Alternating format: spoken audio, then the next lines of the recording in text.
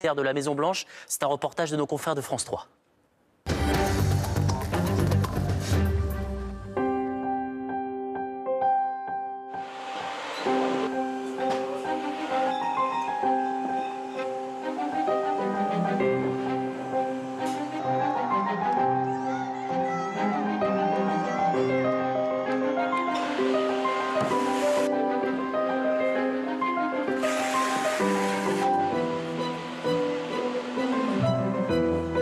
L'Armagnac est un petit marché. Aux États-Unis, les gens qui consomment l'Armagnac connaissent ce produit, connaissent la France. Et puis dans leur tête, c'est leur eau de vie favorite, donc ça ne va pas changer.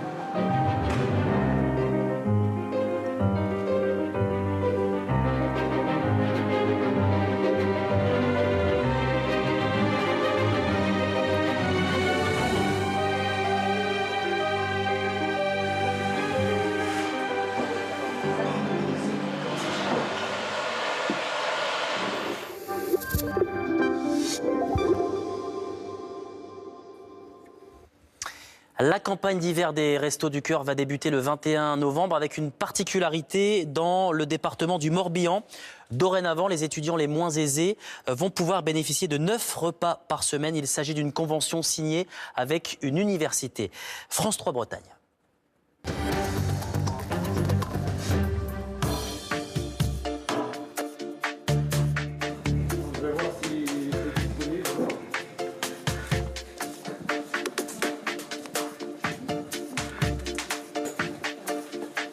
Vous venez avec un sac et vous êtes avec un bénévole et vous choisissez ce que vous voulez. Les pâtes, il n'y a pas de porc dedans, c'est du bœuf. On veut accompagner la qualité de leur étude par une aide alimentaire qui va leur supprimer les soucis.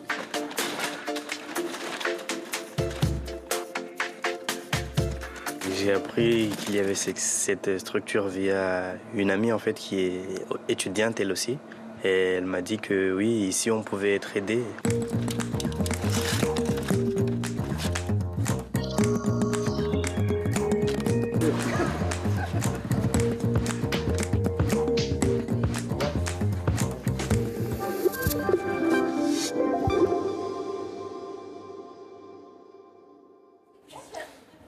Voilà, il est bientôt minuit sur France Info. C'est l'heure de vous dire au revoir. J'étais ravi de passer cette soirée avec vous. C'est maintenant France 24 qui prend le relais pour la suite de l'info sur France Info. Mais d'abord, c'est la météo. Je vous souhaite une excellente soirée et une belle nuit.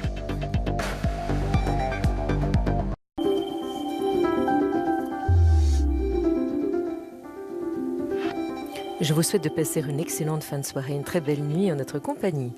Ce soir, ce sera plutôt calme. Les nuages circuleront d'ouest en est sur la France, donnant juste quelques averses de neige sur le relief de l'Est ainsi que sur les Pyrénées. Sur la pointe bretonne arrive une perturbation qui sera là demain, samedi. Sur le nord-ouest du pays, elle sera active, donnera des pluies soutenues, accompagnées d'un vent de sud qui apporte un air doux humide. Et cette perturbation va s'étendre sur tout l'ouest du pays dans l'après-midi, avec toujours des pluies fréquentes. Nous aurons une zone intermédiaire, plutôt nuageuse mais sans précipitation, des Pyrénées jusqu'aux Ardennes ainsi qu'à la Lorraine. Et sur l'est, le sud-est notamment et la Corse, ce sera plutôt beau, avec toujours la présence de vent en Méditerranée mais moins fort qu'aujourd'hui. Les températures minimales offriront des gelées sur le nord, nord-est et le centre-est. Elles seront contrastées avec la douceur qui sera sur l'ouest.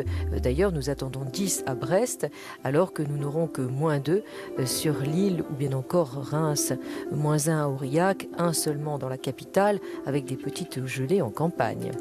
Pour les températures de l'après-midi, toujours un fort contraste entre l'Est et l'Ouest, avec un air froid continental sur les régions de l'Est et une douceur atlantique et méditerranéenne sur les régions de l'Ouest et du Sud. Ces températures oscilleront entre 5 et 18 degrés. Pour la tendance de dimanche, cette perturbation glissera vers le sud, entraînant avec elle la pluie. Nous retrouverons de la neige sur le relief. Et sur la moitié nord, ce sera un ciel de traîne actif avec de nombreuses averses et un vent de nord qui soufflera un air bien frais. 5 degrés du nord au sud le matin, 8 et 11 l'après-midi. Lundi, ce sera mieux avec l'anticyclone qui regonfle, mais attention aux nuages bas et au brouillard.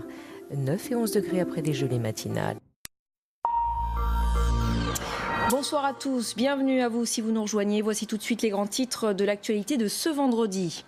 Donald Trump se prépare à la fonction suprême. Le président élu des États-Unis a confié à son vice-président Mike Pence la charge de prendre en main l'équipe de transition.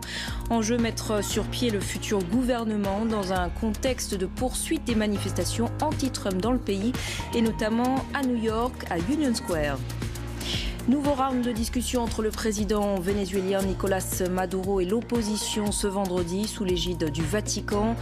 Peu d'espoir d'avancer dans ces nouvelles négociations. L'opposition réclame toujours un référendum révocatoire. On en parle dans un instant avec notre correspondante. Et l'offensive sur Mossoul pour en déloger les djihadistes de l'organisation de l'État islamique se poursuit. Une avancée laborieuse dont les civils payent un très lourd tribut.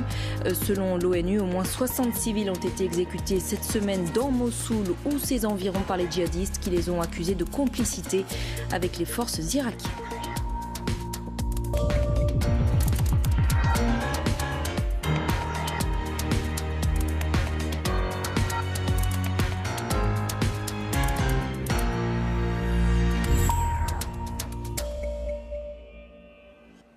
Journée donc chargée ce vendredi pour le président élu des États-Unis, Donald Trump. Encore beaucoup d'incertitudes à l'heure actuelle sur la composition de son futur gouvernement et sur ses chantiers prioritaires. Il a en tout cas réuni son équipe de campagne dans la Trump Tower de New York pour travailler à la transition. Donald Trump qui s'est également entretenu par téléphone avec plusieurs de ses homologues internationaux, en particulier avec le président Hollande. Inès Olagaray. On nous dit qu'il est question que vous parliez à Donald Trump aujourd'hui. C'est vrai. Au téléphone. Je crois que ça sera au téléphone, je vous le confirme. Nous devons nous parler, mais nous parler franchement. Quelques heures après les commémorations du 11 novembre, le chef de l'État s'est bien entretenu avec le futur président américain. D'après l'Élysée, François Hollande et Donald Trump partagent la même volonté de travailler en commun. Un message optimiste, alors que le président français estimait il y a encore quelques jours que l'élection de Donald Trump ouvrait une période d'incertitude. Depuis l'annonce de sa victoire, le républicain contacte les dirigeants internationaux et suit scrupuleusement le protocole. Aux côtés de Barack Obama, le voici, les mains jointes et attentif. Pour sa première visite dans le bureau ovale, le prochain président des États-Unis adopte une attitude et un ton de circonstance. Monsieur le Président, c'était un honneur d'être avec vous et j'ai hâte que nous soyons à nouveau réunis à de nombreuses occasions. Un Donald Trump apaisé et des propos empreints de respect envers celui dont il mettait encore en doute la nationalité américaine il y a quelques semaines. Sur son site de campagne, plusieurs propositions chocs ont d'ailleurs été supprimées, comme l'interdiction d'accès au territoire pour les musulmans ou la dénonciation de l'accord de Paris sur le climat.